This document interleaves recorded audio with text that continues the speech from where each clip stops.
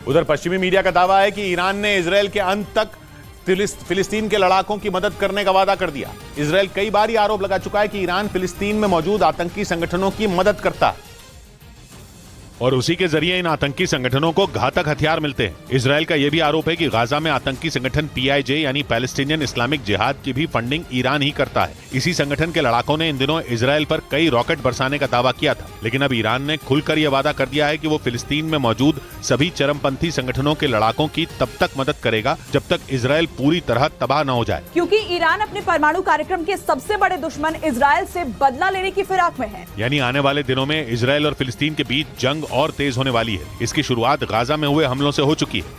इस बीच ईरान में हिजाब के नियम का पालन करवाने के लिए वहां अब ब्यूटी पार्लर और जिम चलाने वालों को भी निशाने पर लिया गया। ईरान इंटरनेशनल नाम की वेबसाइट ने दावा किया कि पुलिस जिम और ब्यूटी पार्लर पर भी सख्ती बरत रही है ताकि हर हाल में हिजाब पहनने के नियम का पालन करवाया जा सके। ईरान इंटरनेशनल के मुताबिक इसीलिए ईरान की साइबर पुलिस ने ब्यूटी पार्लर और जिम चलाने वालों को चेतावनी भी दे डाली और साफ कह दिया कि अगर वहां हिजाब पहनने में छूट दी गई तो मुकदमे भी दर्ज किए जा सकते हैं। इतना ही नहीं, बताया गया कि साइबर पुलिस ने बिना हिजाब वाली तस्वीरें सोशल मीडिया पर शेयर करने पर भी कार्रवाई की बात कह दी। और तो और ब्यूटी पार्लर, जिम और मॉडलिंग एजेंसियों पर पुलिस ने महिलाओं को हिजाब न पहनने के लिए प्रोत्साहित करने का आरोप भी लगा दिया।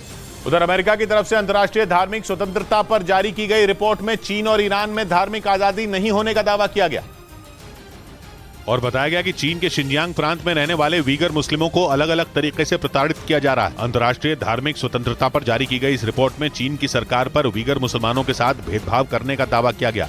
चीन के शिनजियांग प्रांत में रहने वाले वीगर मुसलमानों की आबादी लाखों में है। इतना ही नहीं, इस रिपोर्ट में ईरान पर भी सवाल खड़े किए गए। दावा किया गया कि ईरान में अल्पसंख्यकों को निशाना बनाया जा रहा है, साथ ही वहां रहने वाले लोगों पर जबरदस्ती धार्मिक प्रतिबंध थोपे जा रहे हैं। धार्मिक स्वतंत्रता पर अमेरिका की तरफ से ये रिपोर्ट हर साल जारी की जाती है। इधर जम्मू कश्मीर में हुर्रियत नेता मीरवाइज उमर फारूक के पिता की हत्या में शामिल 2 आतंकियों को CBI ने गिरफ्तार कर लिया।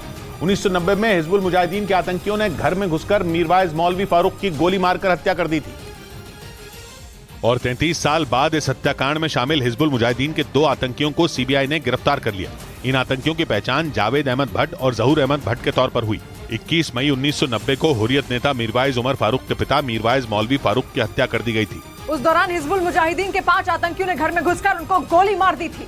बाद में हत्याकांड में शामिल 2 आतंकी अब्दुल्ला बंगरू और अब्दुल रहमान सुरक्षा बल के साथ मुठभेड़ में मारे गए थे, जबकि एक आतंकी अयूब डार इस वक्त जेल में बंद है। लेकिन ये दोनों आतंकी हत्याकांड के बाद से ही फरार थे, जिन्हें अब धर दबोचा गया। इस बीच कश्मीर में G20 की बैठक से पहले 3T ऑपरेशन चलाया गया, जिसने आतंकियों की कमर तोड़कर रख दी। सूत्र बता रहे हैं कि इस ऑपरेशन के तहत 20 दिन में 60 ऑपरेशन चलाए गए, जिसमें NIA, जम्मू कश्मीर पुलिस और अर्धसैनिक बल ने हिस्सा लिया।